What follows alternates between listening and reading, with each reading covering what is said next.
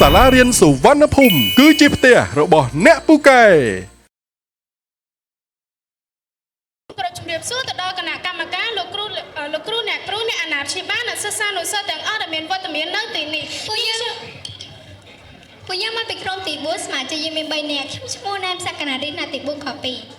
ខ្ញុំបានឈ្មោះសុធិវធីរតរៀននៅថ្នាក់ទី5ក2នាងខ្ញុំមានឈ្មោះហងសុនីតាមកពីថ្នាក់ទី6ក2ពួកយើងមកពីសាលារៀនសម្រាប់បុស្សទីតាំងចារ៉េសាខាទី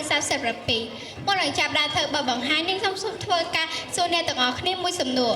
បើសិនបានអ្នកទាំងអស់គ្នារស់នៅក្នុងតំបន់សហគមន៍ដែលមានទឹកស្អាតមានអគ្គិសនីប្រើប្រាស់ផ្លូវលំបាកអាចធ្វើឲ្យជីវភាពប្រជាជនរស់នៅបានល្អប្រសើរដែរឬទេនេះហើយជាបញ្ហាដែលជំរុញឲ្យក្រុមពួកយើងបង្កើតគម្រោង STEM ក្រៅប្រធានបទ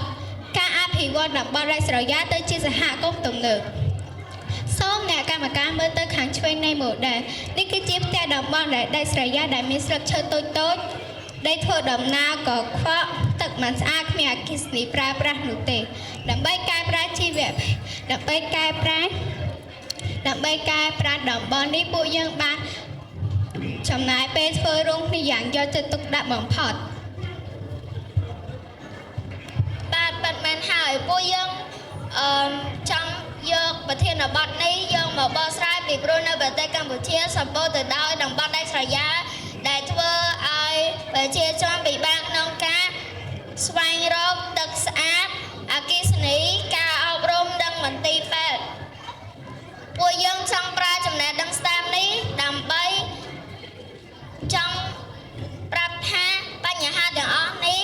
អាចដោះស្រាយបានបើសិនបើយើងចេះរៀបគម្រោងការឲ្យបានល្អ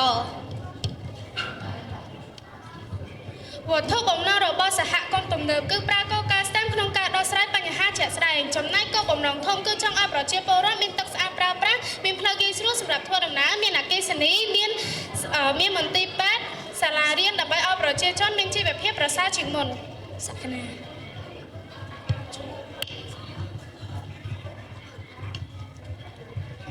មុនពេលយើងបង្កើតគម្រោងនេះពួកយើងបានស្រាវជ្រាវព័ត៌មានយ៉ាងបាក់បែកពីសៀវភៅអ៊ីនធឺណិតសួរលោកគ្រូអ្នកគ្រូនិងសិក្សាពីបញ្ហារបស់សហគមន៍ដាច់ស្រយាលដើម្បីយកមកធ្វើជាគំនិតក្នុងការរចនាដើម្បីកុំឲ្យនៅសល់សំណល់និងសន្សំសំចៃថវិកាពួកយើងបានប្រើប្រាស់កតុងចាស់ៗមកធ្វើជាផ្ទះអគារទំនើបនេះបង្ហាញថា STEM គ្រាន់តែជាវត្ថុសាមញ្ញដែលនៅជុំវិញខ្លួនយើងកែច្នៃទៅជារបស់ដែលយើងប្រើប្រាស់រាល់ថ្ងៃ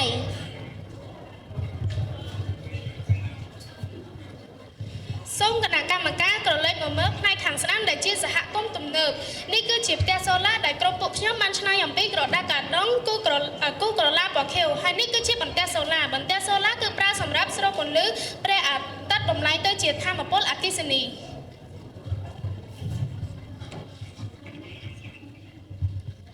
នេះជាផ្លូវបេតុងដែលមានគំនូរពណ៌សបង្ការកុំឲ្យមានគ្រោះថ្នាក់ចរាចរណ៍កើតឡើងហើយនឹងមានប្រព័ន្ធលូដើម្បីកុំឲ្យទឹកលិចចូលក្នុងសហគមន៍ហើយ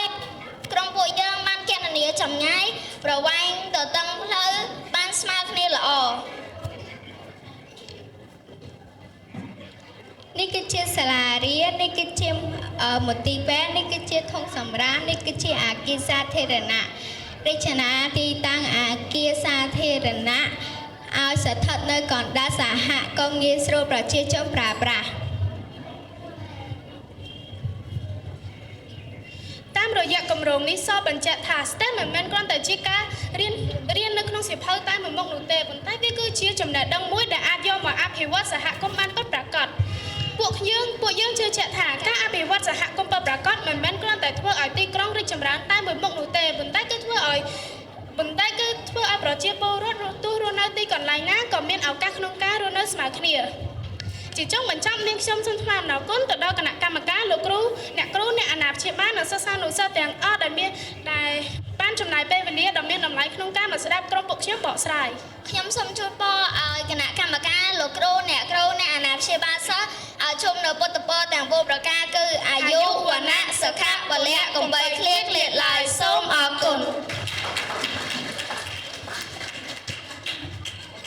រៀនសុវណ្ណភូមិជាសាលាចំណេះទូទៅខ្មែរធំជាងគេនិងល្អជាងគេនៅកម្ពុជា